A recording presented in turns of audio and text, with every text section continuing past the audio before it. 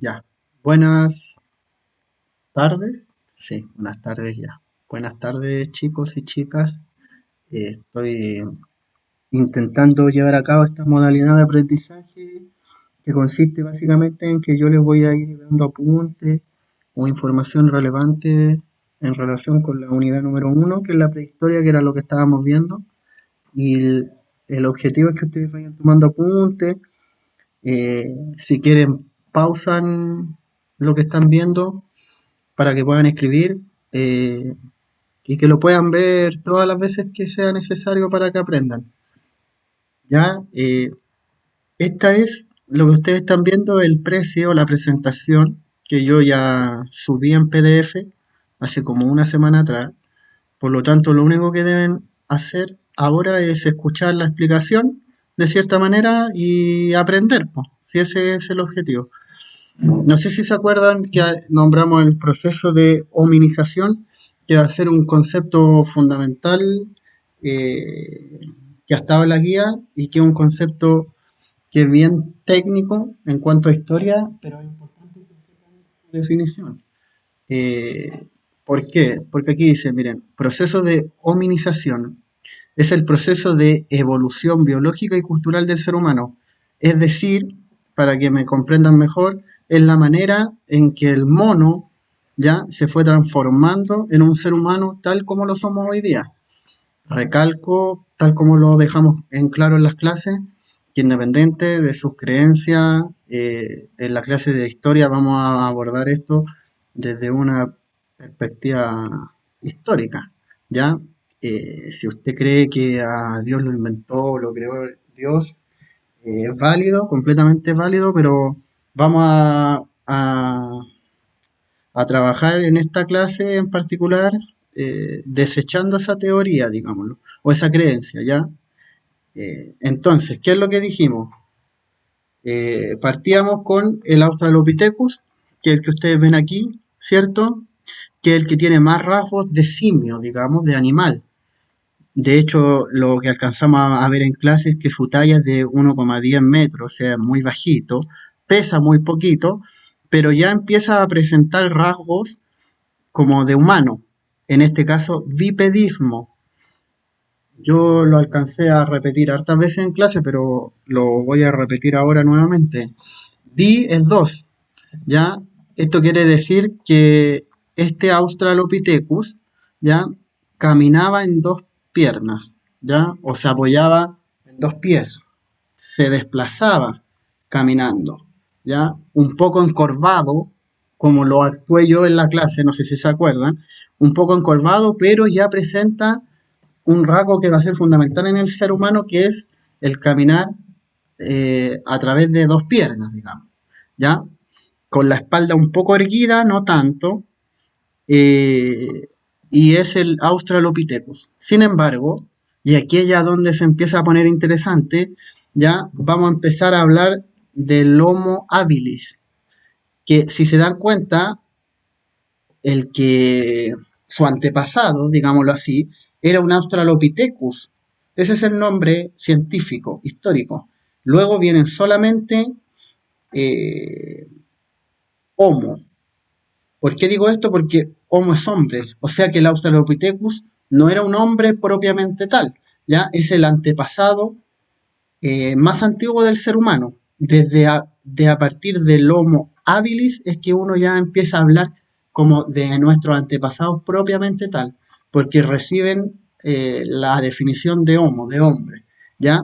Si se fijan, el Homo habilis crece bastante, ya de 1,10 m a 1,59 m, pesa 10 kilos más, 50 kilos, ya empieza a utilizar armas, utensilios y artefactos. De ahí el nombre habilis, ya que es habilidoso, que puede crear armas con piedra, etcétera, etcétera, y se puede comunicar.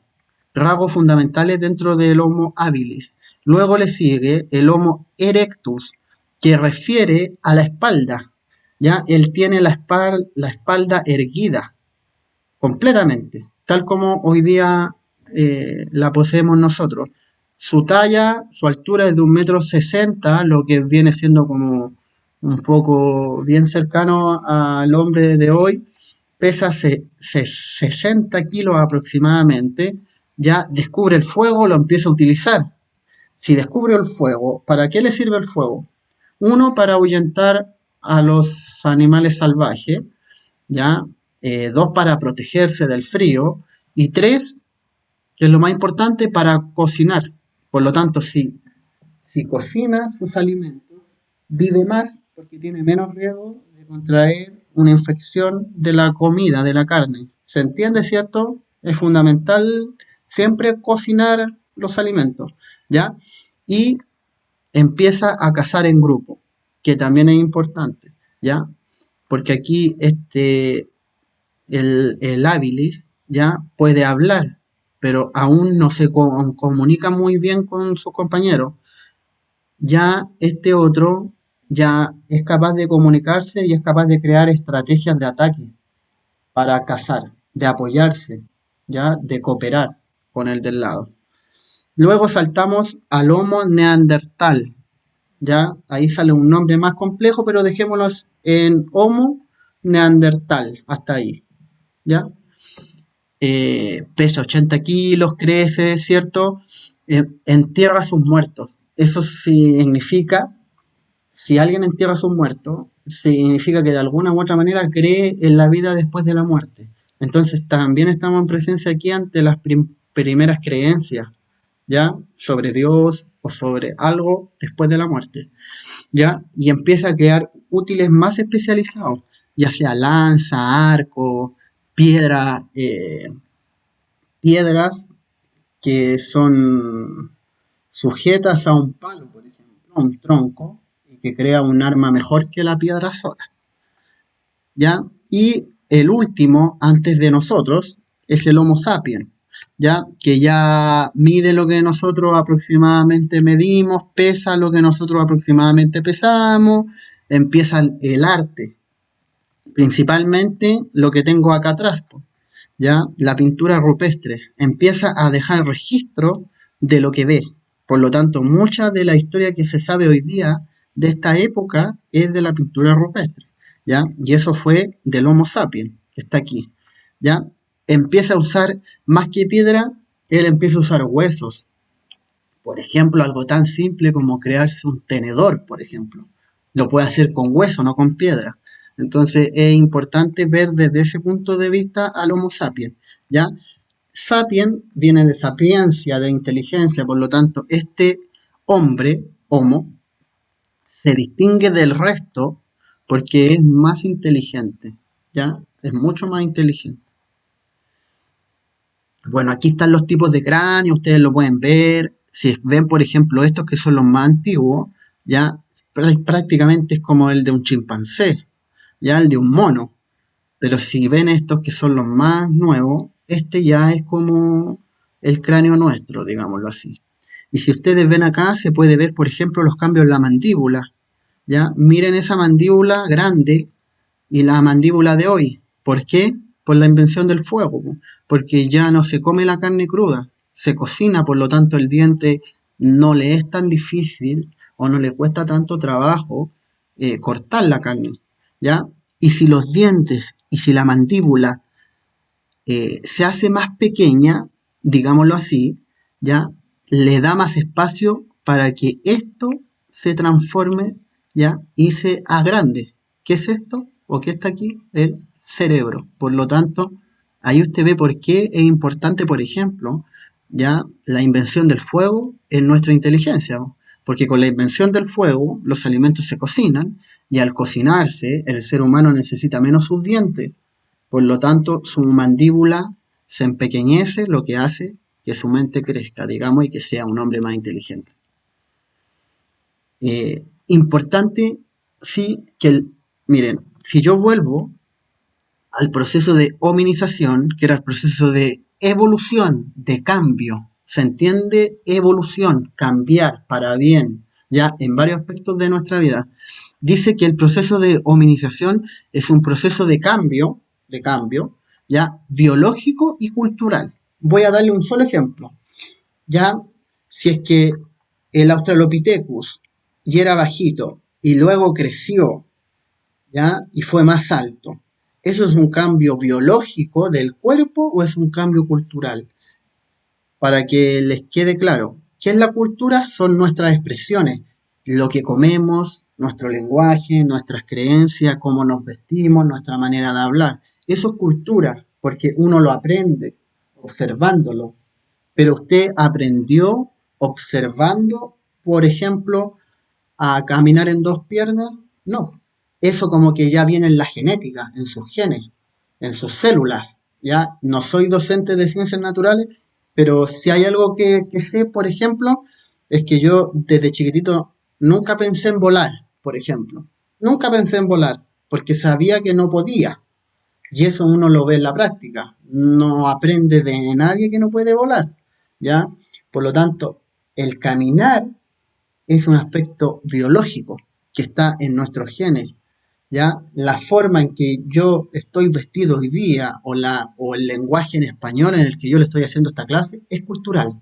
La manera en que usted está vestido escuchando esta clase, la manera en que está sentado en la silla, la manera en que entiende lo que yo le estoy diciendo, que usted está descifrando un lenguaje en particular, que es el español, eso es cultural, ¿ya? Por lo tanto, si yo vuelvo a este mapa, yo le puedo decir, por ejemplo, que este cambio en particular, todos estos cambios fueron en base a genes, a la biología. ¿Cuál de estos cambios creen ustedes que fue cultural? Yo les tengo uno, ya las creencias del más allá. Eso es cultural porque no está en nuestro cuerpo, no está en nuestros genes, está en nuestras creencias. Y recuerden, nuestra creencia en la cultura, ¿ya? Eh, la fabricación de utensilios, de armas, también es cultural, porque depende del contexto. Las armas no salen del cuerpo del ser humano, ¿cierto? Uno la hace. Eh, el cocinar también es cultural. El cocinar la comida, la carne, para que esté, por ejemplo, fresca o para que no nos enfermemos, también es cultural. ¿Ya? ¿Qué es biológico? La talla es biológico porque es del cuerpo, el peso es biológico, ¿ya? El hablar de cierta manera, ojo acá, apunte importante, el hablar de cierta manera cumple con ambos requisitos, porque el Homo habilis empezó a hablar porque la mandíbula empezó a empequeñecerse, por lo tanto dejó espacio para que se puedan desarrollar otro tipo de cosas, como por ejemplo ya las cuerdas vocales. Entonces ahí hay algo como que es biológico y a la vez es cultural. ¿Por qué? Porque el lenguaje nos dejó o nos permitió cazar en grupo. Entonces ahí ustedes ven algo que es importante y que deja bien en claro la distinción entre lo biológico y lo cultural. Entonces, discúlpenme que sea tan pesado, pero voy a volver a repetir una vez más. El proceso de hominización es el proceso de cambio del ser humano. Desde que ni siquiera fuimos un hombre, como es el Australopithecus, que es lo más cercano al mono, digámoslo así, ¿ya? Hasta el Homo sapiens, incluso hasta hoy día, ¿ya? Por ejemplo, si yo le dijera ahora, nómbreme un cambio biológico del proceso de hominización. Fácil, usted me puede decir biológico del cuerpo. Un cambio puede ser entonces la talla. Aumentó la estatura, bien. ¿Cuál otro cambio es biológico? El peso, bien. ¿Cuál otro cambio es biológico? Ya cuando crece el cráneo o la modificación del cráneo también es biológico. La espalda erguida, biológico, porque tiene que ver con nuestro cuerpo, con nuestro físico. ¿Qué cambio es cultural? El cazar en grupo, porque eso significa comunicarnos con el otro. Eh, esto de cuando se entierra a un muerto también es cultural, pues es un cambio de cultura, ya porque se empieza a creer en el más allá, en un Dios, en alguien que nos va a cuidar después de la muerte, etcétera. ¿Ya?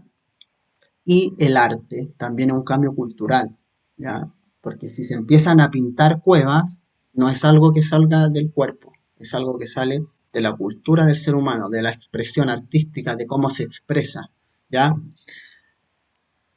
Eso, eso respecto a esto. Insistí bastante en este punto, chiquillos, no porque sea pesado, sino que porque encuentro que es fundamental que entiendan esa diferencia, ¿ya?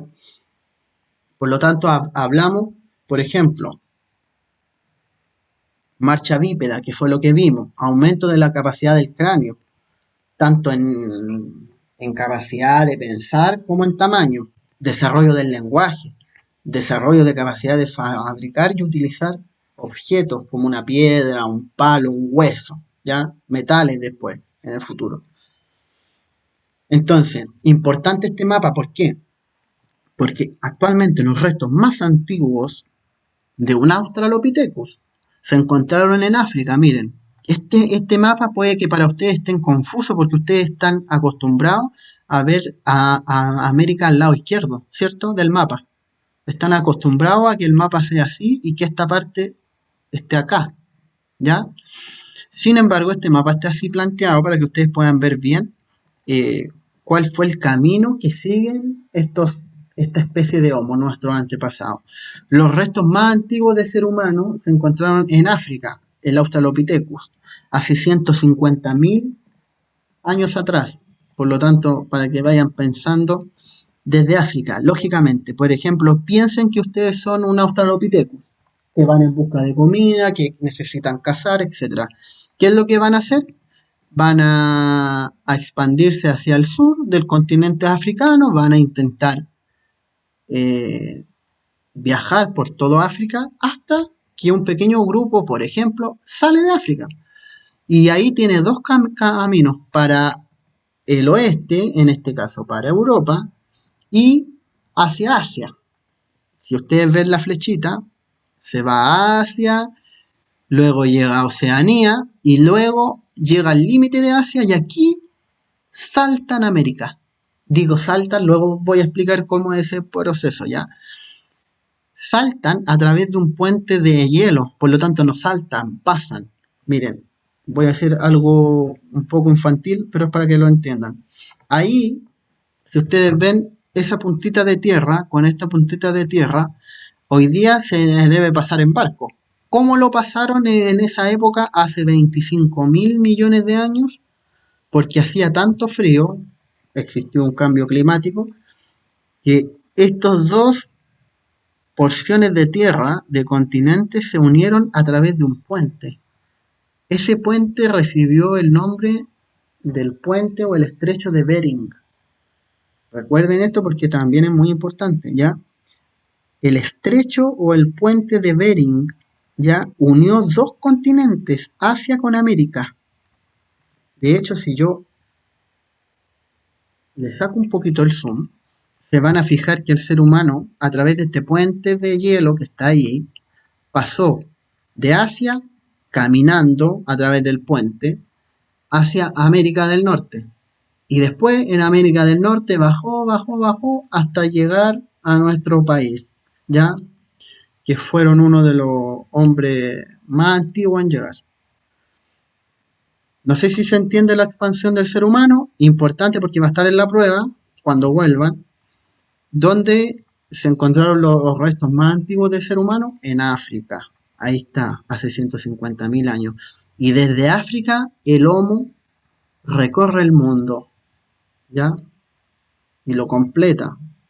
Se asienta, por ejemplo, puede ser que alguien de acá se haya escapado para acá y haya formado su familia, su clan, su tribu por acá, ¿ya? Estas flechas no quieren decir necesariamente que viajaron y acá dejaron sin nadie, no. Ya habían familias que se asentaban, ya que se conformaban, que encontraban alguna cueva o algo y se asentaban ahí, ya. Pero en general así es como llega el hombre y cómo se reparte por el mundo, ya. Lucy es esto, lo que ustedes ven ahí. Estos huesitos son de Lucy y son los huesos más antiguos que existen hasta el día de hoy, del ser humano o de algo que se asemeja al ser humano, porque Lucy fue un Australopithecus, no fue un Homo algo, no, fue un Australopithecus. ¿Ya? Esos son los huesos que hasta el día de hoy encontramos. Sin embargo, ustedes saben, con la tecnología de hoy, Estos huesos se pueden, como a través de computación, pueden recrear cómo fue realmente Lucy. Así fue Lucy. De hecho, si ustedes ven a Lucy, lo que están viendo ahí es un mono más que un ser humano, ¿cierto? Realmente un mono. Esa es Lucy, ¿ya? Eh, Aquí estamos. Acá está Lucy. Más recreaciones de Lucy, ¿ya? Eh, Muchos pelos, como la ven ustedes, pero es porque es dentro de los rasgos más monos, simios, entre comillas, ya que presentaba. Sin embargo, para que les quede claro, todos venimos de aquí, ¿ya? La evolución cultural y biológica del ser humano, todos vienen de Lucy, de alguna u otra manera, ¿ya? O sea, puede ser que el 0,001% de su sangre venga de Lucy. Yo creo que menos, pero es un ejemplo, ¿ya? Excelente. Ahora vamos a pasar a ver las etapas de la prehistoria, ¿ya? La prehistoria, antes de hacer esta introducción, la prehistoria tiene tres etapas: el paleolítico, el neolítico y la edad de los metales. Luego les voy a explicar en qué consiste cada una, ya para que no se preocupen, pero en general, como apunte, si lo quieren escribir en su cuaderno, como apunte importante, es que la prehistoria cuenta con tres etapas: paleolítico, neolítico y edad de los metales. ¿Ya? Vamos a empezar a explicar entonces, a través de estas pinturas, cómo era la vida en la prehistoria. Y en particular en la etapa más antigua, que era el paleolítico. ¿Cierto? Ahí, un super zoom. El paleolítico, ¿cómo era la vida en esta época? Así era, miren. ¿Qué pueden ver ahí? Voy a adivinar lo que están pensando. La caza, ¿cierto? La caza en grupo, miren, porque uno solo no puede con el mamut. Por lo tanto, se ponen de acuerdo, crean estrategias de ataque, ya intentan cazar un mamut. Yo sé que a lo mejor a muchos les puede dar pena, pero era la opción para alimentarse. ¿Ya? Las mujeres se dedicaban a la recolección de frutos secos, de fruta, etcétera, etcétera. Acá el hombre está haciendo fuego porque el fuego es fundamental y ahí hay un hombre que va a cocinar. ¿Ya? Y ahí ustedes pueden ver un poco y recrear cómo era la vida en esa época. De hecho, lo que ven acá es una noche, ya están resguardados. ¿Y qué ven de especial? Los cuernos, po. Son huesos de animales, pieles de animales, plantas medicinales que no sabemos por qué la tienen, pero puede ser porque atacaba, no sé, la gripe o alguna enfermedad o ahuyentaba malos espíritus, no sabemos, pero sí se tienen en cuenta que se ocupaba plantas para el ser humano, bueno, hasta el día de hoy, pues no sé si alguien ha estado ansioso o nervioso alguna vez y toma hierba, ¿cierto? Para tranquilizarse. ¿Ya? El uso de huesos de animales, como lo presenta este hombre de acá, ese huesito, esa piel y este hombre de acá. ¿Ya? Y las mujeres, lógicamente, amamantando y cuidando a los niños. Y acá, otro aspecto fundamental, la pintura rupestre. Si ellos pintan un mamut es porque lo cazaban, po, y le era importante comerlo para sobrevivir. Por lo tanto, el que pinten esto refleja que pintaban lo que veían, ya que no inventaban cosas para pintarlas, posiblemente a lo mejor después. Pero este arte, en este caso la pintura, que es el arte más antiguo de la historia, es la pintura rupestre, que pintaban principalmente a animales, naturaleza o a ellos mismos cazando. Ya pintaban lo que veían. Entonces, la época del Paleolítico, que dijimos que era la época más antigua de la prehistoria, a su vez tiene tres etapas. Ya el inferior, el medio, ya adivinen cuál, el superior, ¿cierto? En el más antiguo, que es el inferior, ocurre el proceso de hominización. Todo completo, ¿ya? desde el Australopithecus hasta el Homo sapiens. El hombre domina el fuego, crea armas y herramientas, caza y recolecta, ¿cierto? Como hemos estado viendo. En el medio, pero que también está dentro de la gran etapa denominada paleolítico, encontramos la casa de megafauna. Y aquí es donde yo me quiero detener un poquito, porque ¿qué es mega? Mega es algo grande, ¿cierto? No sé si ustedes han escuchado o han dicho alguna vez, no sé, me fue mega bien. No, ¿quién dice eso? Nadie. No sé, pero algo que contenga como el mega es como siempre algo súper, así como súper, archi, ultra, mega bacán. ¿Ya? El mega es algo grande y fauna son los animales. Entonces, megafauna son animales grandes, como hoy día no existen. Aquí dice la casa de megafauna, como que, como la foto que estábamos viendo. No sé si ustedes vieron la era del hielo, pero ahí los animales todos son muy grandes. ¿Ya? El tigre dientes de sable, se han encontrado huesos que nos hacen pensar que el tigre dientes de sable poseía una altura de 2 metros. 2 metros, que es como el porte del techo de su casa, un poquito menos. ¿Ya? Solo estando así en 4 patas, ni siquiera estando de pie. El mamut era mucho más grande que hoy día es el elefante. De hecho, dicen que el elefante es como el hermano pequeño del mamut. ¿Ya? Por lo tanto, aquí observamos casa de megafauna, animales grandes, ¿ya? Y la expansión por todo el mundo del hombre, que es lo que ya vimos.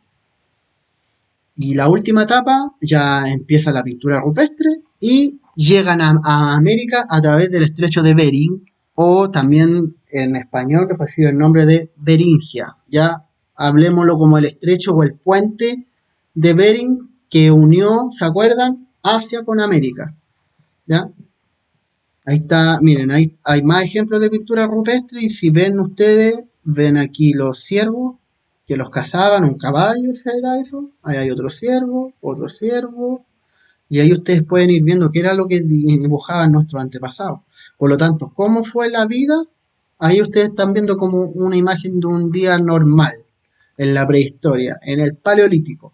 Ya niños entre sí, ropa hecha de cuero de animales, fuego, cocina con fuego, armas, que es importante porque están cazando, etcétera. ¿Ya?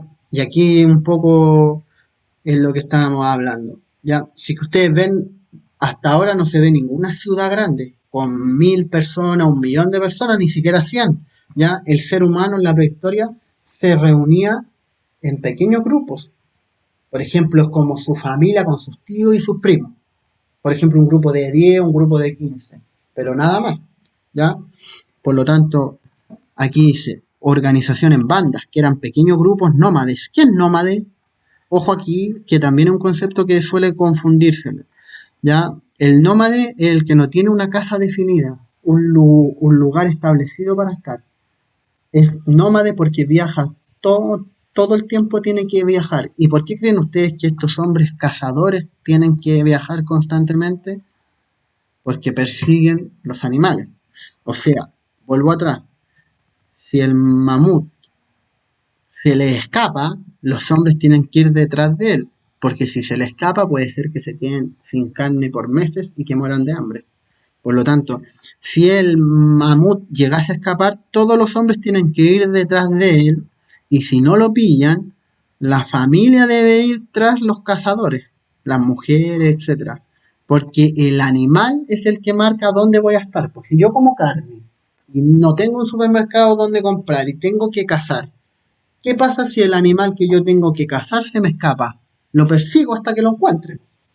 ¿Ya? Por lo tanto, es imposible poseer una casa fija si usted y su vida depende de la casa. ¿Se entiende? Si yo tengo que cazar para alimentarme y el animal se me escapa, mala suerte, tengo que perseguirlo. ¿Ya? Manejo del fuego y la vida, una vida sencilla, con pieles y ramas y todo lo que vimos en la escuela. ¿Ya? Sin embargo, algo pasó, ¿ya? Y esa es como la clase número 2. dentro de este gran precio que es la revolución del neolítico. El neolítico es la segunda etapa, ya que estábamos viendo ahora. Si ustedes ven, miren, esto es en el paleolítico. ¿Por qué? Porque hay caza, porque los hombres están cazando. ¿Se fijan? Por lo tanto, yo como noto, distingo que están cazando, distingo inmediatamente que esta etapa es del paleolítico, ¿ya?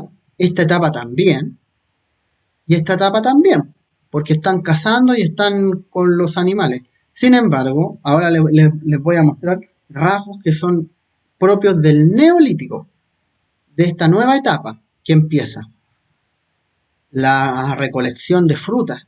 Eso quiere decir, miren, pensemos que ustedes son ese niño o esa niña, no sé, ya que está aquí. Un ejemplo. ¿Ya? Ustedes antes comían carne, hoy día comen frutitas, por lo tanto, pueden fijar una casa, ¿cierto? Porque, por ejemplo, si tienen en su casa cultivos de lechuga, tomate, limones, palta, inventen ustedes otras cosas, no sé, no tienen por qué necesariamente ir a buscar al animal. Si se les escapa, no importa, pues comen manzanas, comen nueces, comen almendras o lo que encuentren, ramitas, florcitas, etcétera. ¿Ya? Por lo tanto, la vida en el neolítico, y ojo con esto, la vida en el neolítico fue así como lo están viendo. Vamos a ir analizando eh, pequeños como escenas. Miren, escena número uno, hombre con animales ya no son enemigos. Si se fijan bien, acá hay un pastor que está cuidando a las cabras. ¿Qué sale de las cabras? Puede ser leche, con la leche pueden hacer queso, ya. Después, no sé si tiene mucha hambre, puede matar a una y se la puede comer en el almuerzo, ya. Lo que no quita que se puedan reproducir y ser más. Los caballos sirven para viajar, recorrer, observar el paisaje, si es que viene alguien, un enemigo, lo que sea. Aquí están trabajando la tierra, ya, importante el trabajo de la tierra. Esto se los quiero dejar para después, ya, pero en resumidas cuentas, esto es como una especie de iglesia. Ahí entran, entierran a sus muertos, etcétera. ¿Ya? Aquí las mujeres, lógicamente, especializadas en el trabajo de la orfalería, orfelería, ¿ya? Que hacer canastos de mimbre, de greda. Y si ven, entre esta familia numerosa, ¿ya? Andan muchos animales domésticos. El lobo, que hoy se convirtió en el perro, ¿cierto? El perro que usted tiene en la casa proviene del lobo.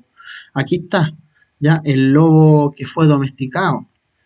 Los gallos, las gallinas. Por lo tanto, si usted tiene gallinas, ¿qué es lo que tiene también? Huevos, ¿cierto?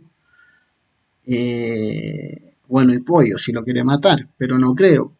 Tiene la cabrita, la oveja, el chivo, etcétera, etcétera, que le va a ir dando recursos sin necesidad de matarlo, porque por ejemplo, yo mato a los pollos, a los gallos y a las gallinas y no tengo más huevos. Entonces me conviene más dejarlo con vida. ¿Se entiende? Y recolectar frutas, ¿cierto? El fuego, uno mantiene el fuego, otros están lavando sus pieles, y ahí están cultivando y practicando la agricultura, que va a ser un aspecto fundamental de, insisto, el neolítico, neolítico, agricultura, recuerden eso, ¿ya? Por lo tanto, vamos a empezar entendiendo qué es una revolución. Una revolución es un cambio fundamental que se da en la vida del ser humano, ya sea para bien o para mal, ¿ya? ¿Por qué se habla de una revolución del neolítico? Porque existió un cambio que cambió toda la vida del ser humano. ¿Ya? Y esto fue propiciado por el cambio climático. Miren, para hacer lo que ustedes entiendan, existió una era del hielo, ¿se acuerdan? De Sid, del mamut, de Diego, ya, de la era del hielo, en que las temperaturas comenzaron a bajar tanto que empezó a escasear la comida para los animales. Por lo tanto, si usted es un animal, hace frío, hay hielo, las cosechas bajan, ¿qué hace usted? Viaja, busca comida en otro lado. Por lo tanto, ¿qué pasa si los animales empiezan a viajar? los hombres también tienen que empezar a viajar, po. En este caso en particular, porque la nieve ya les quema los cultivos, pues, y tienen que volver a la casa, ¿se entiende? Vuelven entonces a cazar, a crear sus chozas y a ver, a hacer una vida nómade. Ojo acá, ¿por qué? Porque esto tiene absoluta relación con la llegada del hombre a América. Déjenme que vuelva aquí. Fue en la era del hielo donde se creó este puente, chiquillo, el puente de hielo. Y como los animales empezaron a escapar, los hombres lo empezaron a perseguir. Y ahí es como llegan a América, ¿ya? Buscando su alimento, que en este caso eran los animales, por la caza, ¿ya? Por lo tanto, la caza empezó a bajar, pues, porque con un clima más helado, los animales se me escapan, se me es más difícil atraparlos, ¿ya? Por lo tanto, la gente empezó a buscar otra manera de alimentarse a través de la recolección. ¿Ya? ¿Qué es recolectar? Es cuando, por ejemplo, usted va a un árbol de guinda, de manzana, de peras, de lo que sea, y empieza a sacar, o de limones si tiene en la casa un árbol de limón, cuando usted va y saca el limones, lo que está haciendo es recolectando el limón en su casa. ¿Ya? Y cosechar y cultivar. Pues. Y si ustedes ven la cosecha, si usted tiene acá la cosecha de trigo, donde puede hacer pan, por ejemplo, ¿ya? Tiene la cosecha de trigo, ¿dónde deja su casa? ¿Lejos de la cosecha o cerquita? Yo sé que están pensando cerquita, ¿por qué? Porque hay que cuidarlo. Por lo tanto, la agricultura, el cultivar y el cosechar, hizo que los hombres empezaran a construir sus casas. Por lo tanto, ojo acá que esto es fundamental, si quieren tomen apunte. En el neolítico se habla de una revolución porque el ser humano deja de ser nómade y empieza a ser sedentario. Construye su casa donde vive hasta que muera. ¿Por qué? Porque ya no vive de la casa. ¿Se entiende? El ser humano, el Homo habilis, el Homo sapiens, etcétera, deja de necesitar de carne animal y pasa a cultivar. ¿Por qué le es más fácil cultivar? Porque, por ejemplo, si un animal se le escapa, si un animal lo ataca y lo mata, ya, entre ese riesgo es mejor cultivar y cosechar usted sus cosas, porque no tiene ningún riesgo de nada, ¿ya?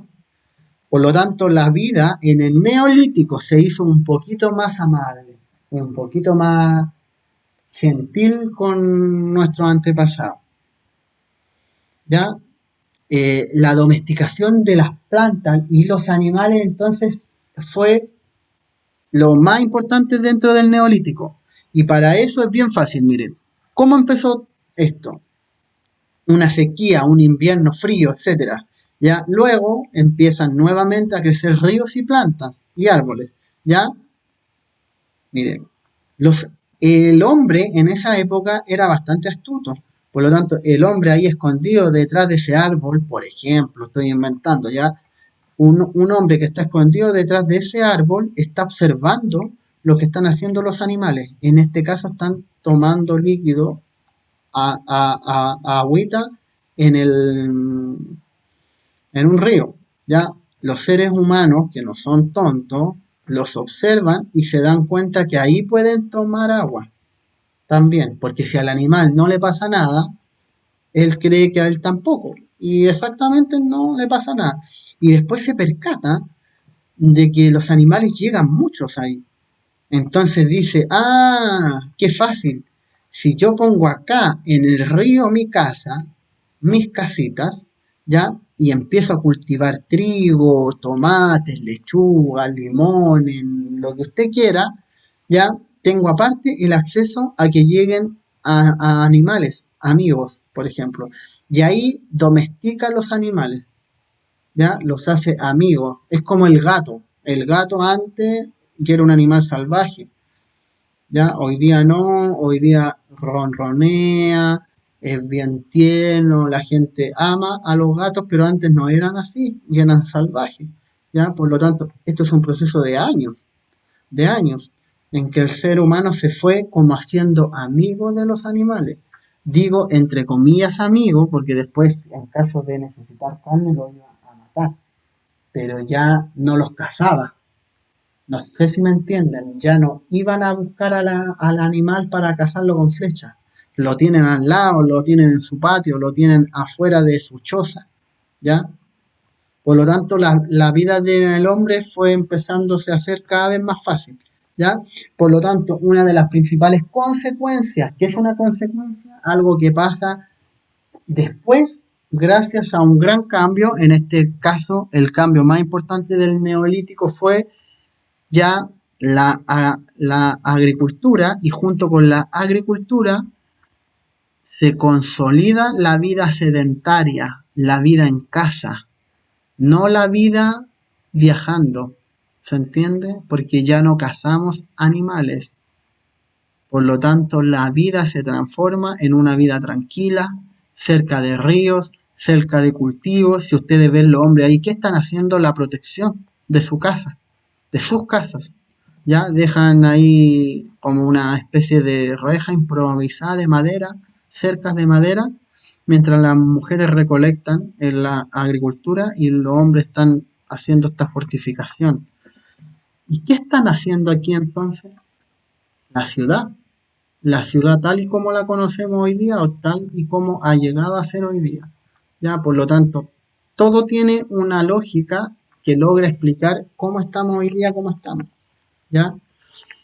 Por lo tanto, concepto fundamental, sedentario, que vive siempre en el mismo lugar. ¿Ya? El nómade, el que está en constante viaje. Por ejemplo, por lo tanto, se crean, como dijimos, nuevas ciudades, nuevos oficios y el comercio. ¿Por qué? Porque, por ejemplo, esta banda o esta tribu ya cosecha trigo, pero no cosecha tomate, porque no sabe lo que es, por ejemplo. Y llega otro hombre de otra tribu y les lleva tomate y dice que se los da a cambio de trigo. Y ahí empieza el comercio, empiezan a hacer trueque, ya a cambiar cosas, lo que necesite cada tribu. Ya, miren, saltándonos un poco todo esto, vamos a ver que están marcados acá en la presentación cuatro culturas que son las culturas más importantes ya de la historia, porque fueron las más antiguas y las que de alguna manera marcaron un antes y un después para la vida de todo el ser humano. Está Egipto, no sé si lo ven, está Mesopotamia, está la India y está la cultura china. Si ven, hay algo que tienen todos en particular. Véanlos. Yo se lo voy a decir, pero mientras quiero que lo piensen. ¿Qué tienen en común las cuatro grandes civilizaciones o cuatro grandes culturas más antiguas de la historia? Efectivamente, espero que haya alguno que ya haya pensado en esto. Las cuatro grandes civilizaciones están cerca de ríos. De hecho, si ustedes se fijan, Egipto lo cruza el río Nilo, Mesopotamia lo cruza el río Tigris y el río Éufrates. La India, el río Indo. China, el río Azul y un poquito del río Amarillo, así como en la India un poquito del Ganges. ¿Ya? O sea que estas culturas se desarrollaron, ¿dónde se desarrollaron? Porque estaban en presencia y en medio de ríos. ¿Y por qué es importante el río? Para el cultivo. ¿De dónde saca el agua usted para regar sus plantas? De un río, po. Que antes no existían los pozos, ni los baños, ni los alcantarillados, etcétera. Usted sacaba el agua para tomarla y para regar de los ríos. Por lo tanto, eso es muy importante y es muy lógico. Ya, ahí está una imagen para que la vean mejor del río Nilo. Y si ustedes ven las partes más verdes, están cerca del río, porque de ahí sacan el agua para el cultivo. Entre más lejos usted vea la imagen, más seco va a estar, más amarillo va a estar. Entre más cerca del río esté, más cultivos ve. ¿Se entiende? Aquí está el Éufrates, que era de Mesopotamia, acá está el río de la India y China, ¿ya? Por lo tanto, ¿qué va a ir en la prueba? ¿Qué tienen en común las primeras civilizaciones? Fácil, están todas cerca de ríos para así desarrollar la agricultura, ¿ya? Entonces vemos, ¿qué tienen en común? Mesopotamia, Egipto, la India y China. Uno, que están ubicados cerca de ríos, lo que permitió el desarrollo de la agricultura. Otra imagen que no logra ver, ¿cierto?, los ríos por los que se desarrollaron estas grandes culturas. Empieza a crearse la ciudad o la vida como en ciudad, con casitas, ya no tanto campo, no tantas cuevas, sino que ya una vida relativamente más urbana. ¿Qué es urbano? La ciudad, ¿ya? Se asemeja más a lo que ustedes ven ahora. Como Egipto, Mesopotamia, la India y China congregaron miles de personas, miren esto, ya ahí hay al menos, no sé, 5.000 personas, 1.000 familias, no lo sé, pero ya las 1.000 ya se sienten parte de algo, de una cultura. Ya no son la banda de 15 personas que cazaban, ahora es una ciudad o una especie de ciudad. Por lo tanto, importante es que empiezan a crearse las autoridades. No, tampoco es el presidente, pero sí es alguien como que manda más y que da la instrucción y que da la orden, etcétera. ¿Se entiende, no? ¿Por qué? Porque somos muchos, o eran muchos en su época. Y otra cuestión fundamental de estas cuatro grandes civilizaciones, repito, China, India, Mesopotamia y Egipto, es la cultura religiosa, la creencia, su mitología. Creen en dioses, creen en... los pintan, los dibujan, ya le ofrecen sacrificios, etcétera, etcétera. Por lo tanto, último refuerzo. Mesopotamia, ahí ustedes ven, Egipto, la India y China. Ya ahí están los cuatro o las cuatro grandes civilizaciones, las más antiguas. Ya China hasta el día de hoy perdura, digamos. Ya esto va a ser muy rápido. Mesopotamia significa en español, si lo tradujésemos al español, significa país o región entre ríos. ¿Entre qué ríos? El río Tigris y el río Éufrates, ¿cierto? Ahí están los dos ríos de Mesopotamia. Eh, Lamentablemente no vamos a ver eso, pero sí en Mesopotamia, una cultura de Mesopotamia llamada los sumerios, que era un pueblo de Mesopotamia, ¿ya? El registro más antiguo de la escritura. Por lo tanto, ¿dónde se inventa la escritura? En Sumeria o en Mesopotamia. ¿Ya? También inventaron las ruedas. Por lo tanto, ojito ahí que es importante Mesopotamia porque ahí se encuentra el rasgo más antiguo de escritura. Las religiones eran politeístas. Voy a hacer un zoom porque es fundamental la palabra. Politeísta significa que creen en varios dioses. Tienen muchos dioses. El cristianismo, por ejemplo, Jesús o Dios, la Virgen, el cristianismo, nuestra religión actual, en Chile al menos, es monoteísta. Y no es porque Dios sea un mono. Mono significa uno, ¿ya? Y teísmo es la creencia en un Dios. Monoteísmo, yo creo en un solo Dios. Que en el caso cristiano, por ejemplo, el Dios Jesús, o no sé si sea el mismo, pero él, ¿ya? Estas cuatro culturas eran politeístas porque creían en varios dioses. Ojo acá porque es fundamental y porque va a estar en la prueba. Son politeístas porque creen en varios dioses. Ya la economía estaba basada, lógicamente, en la agricultura y el comercio, vender, crear barquitos y vender. Y ahí ustedes ven todo lo que estamos viendo, pues, agricultura, domesticación de animales. Ya aquí están haciendo esas líneas de siembra para cosechar. Recolección, miren, recolección, agricultura, domesticación de animales, comercio, porque ahí están vendiendo, miren, venden lo que tienen y compran lo que les falta. Mesopotamia, acuérdense. Ya, y esto lo vamos a dejar pasar. Egipto estaba en el río Nilo, acuérdense, el río Nilo fundamental para entender Egipto, porque Egipto estaba en un desierto. Imagínense en un desierto lo difícil que es cultivar.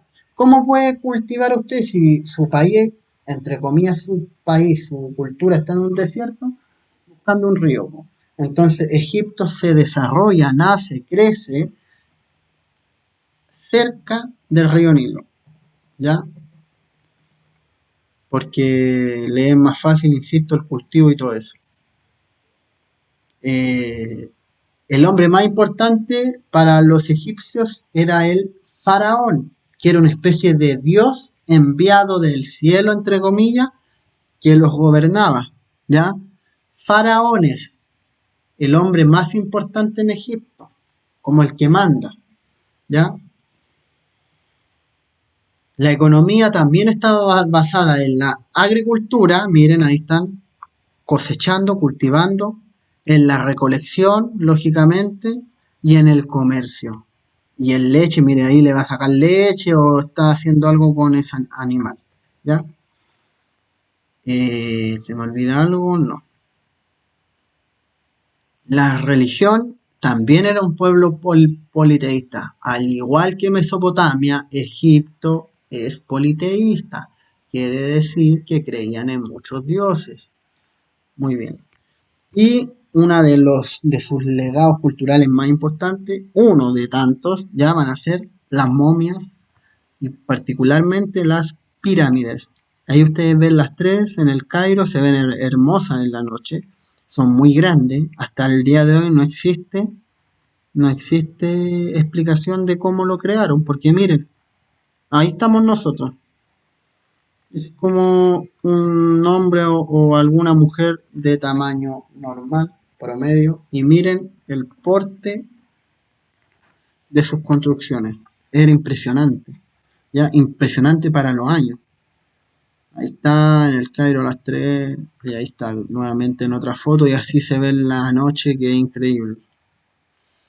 Y dentro de lo más importante de Egipto están sus momias. Esa es una momia real, no se asusten, no quiero asustarlos. La idea es que se acerquen un poco a la historia y sean capaces de ver, ¿cierto?, cómo era el proceso de momificación. Ahí sí, de momia, ¿ya? Y dentro de su legado, del legado de la cultura egipcia, encontramos la arquitectura como no en un mall o en un edificio, en la construcción de pirámides, ¿ya? En medicina, ¿por qué creaban las momias? Porque intentaban buscar saber sobre el cuerpo humano y sobre cómo funcionaba el cuerpo humano, pues, como biología, ciencias naturales, ¿ya? Y ahí hay momias reales, eh, hay de otra, esa le taparon la cara, estas son fotos reales, también hacían momias de animales, ¿ya? Como ustedes pueden ver ahí. Bueno, es un poquito fea la momia, pero es una momia, ¿ya? Bastante fea, la verdad. Y allá hay otra momia. Y astronomía, pues. Observan el cielo, le ponen nombre a las estrellas, les ponen nombre a las constelaciones, crean el calendario de 365 días. Eso quiere decir que los egipcios calculan cuántos días se demoraba la Tierra en dar vuelta al Sol, ¿ya? Por lo tanto, dentro de su legado, ¿qué es un legado? Es algo que yo creo que es tan importante que deja un legado para los que vienen después.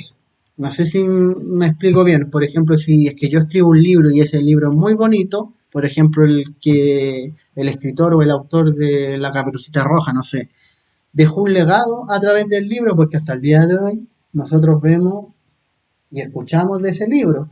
El, el Chavo de México, el Chavo, la Chilindrina, el Kiko, también es un legado porque hasta el día de hoy se ve y eso que ha pasado mucho tiempo.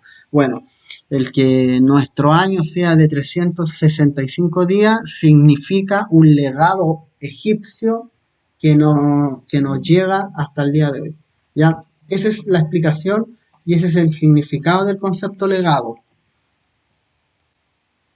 Y la escritura, lógicamente los egipcios de ya después la potencian, de la que fue creada por los sumerios en Mesopotamia, ¿se acuerdan? Ya, esta escritura se perfecciona.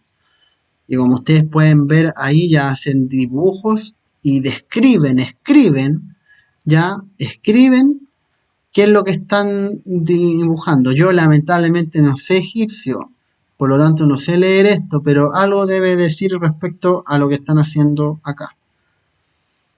Y hay también escritura al lado de la imagen del faraón, que era la persona más importante en Egipto. India y China, yo creo que vale la pena simplemente nombrarlas para que las tengan en mente. Fueron civilizaciones que hasta el día de hoy perduran, ¿ya? Que han estado miles de años, ¿ya? Y qué importante porque inventaron las matemáticas, por ejemplo, los chinos, la matemática, la pólvora, miren, la brújula, la seda, la porcelana, todo eso es su legado, ¿ya? El muro. Y importante no olvidar que en América tampoco es que estábamos solos. O sea, suele pensarse que mientras en África estaba Egipto, Mesopotamia y en Asia estaba la India y China, aquí en América nosotros estábamos solos. No, no es así. Nosotros también contábamos con grandes culturas y civilizaciones. ¿Ya? ¿Cuáles son las que ustedes han escuchado las más antiguas? Le ha puesto los mayas, los aztecas y los incas, ¿cierto? Los mayas, los aztecas y los incas. Pero antes de los mayas y los aztecas y los incas existieron otras culturas que fueron más antiguas y quizás no tan importantes, pero sí fueron más antiguas que los mayas, los aztecas y los incas. Esas dos culturas son la cultura, miren, ahí eso es Machu Picchu, ¿cierto? No sé si alguien ha viajado, ¿ya? Eso es el de los mayas, esto es de los aztecas, de Tenochtitlán. Pero si hablamos de culturas más antiguas de los aztecas y de los incas, encontramos a los olmecas, que miren, tienen que solo ver cómo se escribe. Olmeca, aztecas. Olmecas, aztecas. Los olmecas son los antepasados de los aztecas. Ya estaban ubicados en México. Eh, construían estas cabezas que eran mega grandes, como de 2 metros, como del porte de su techo, de su casa, ¿ya? Que eran los cráneos de los olmecas. Y la cultura chavín son los antecesores, es el pasado de los incas. O sea, existió antes de los aztecas y de los incas, existió antes de los aztecas la cultura olmeca y antes de los incas la cultura chavín. ¿Se entiende? Sí. Y hay otras culturas en América que se fueron desarrollando con el tiempo, como los Aymara, en los Andes, parte de Chile, Rapa Nui o Isla de Pascua, en Chile, Aymara, los Quechua, en el norte de Chile y el sur de Bolivia. ¿Ya? Ahí hay otras culturas brasileñas, los mapuches en Chile y los Selknam, ¿cierto? Que son de la Tierra del Fuego del extremo sur. Y eso ha sido la unidad número 1. Dense cuenta que puede ser que yo les haya escrito mucho o les haya hablado mucho, pero lo que hice fue un súper resumen, una súper clase, una mega clase, para que usemos los conceptos como megafauna, una mega clase de la unidad número 1. Supuestamente en planificación hasta acá tendríamos que ya estar listos, hasta con la prueba. ¿Ya? Por lo tanto, subo esta explicación para el cierre de la unidad número 1 y para ya a partir de esta otra semana empezar con la unidad número 2. Escriban esto, escríbanlo, ya escriban apunte. Es importante porque después si tienen dudas yo explico y no les doy tiempo para que escriban. Si usted escribe esto como apunte en su cuaderno, cuando se vuelva a clase yo voy a explicar otra vez y no me voy a demorar prácticamente nada. Entonces es importante que usen este tiempo en tomar apuntes, vean esto si quieren con su familia, con su mamá, su padre, su hermano, ya espero que no sea tan fome, pero Es importante que se comprometan con sus clases, es importante que lo vean, que lo paren, que lo retrocedan, que lo vuelvan a ver si es necesario, que lo pausen para tomar apuntes, porque lo que acabo de hacer es una condensación de la materia en esta clase, no sé cuánto tiempo llevamos, pero es importante.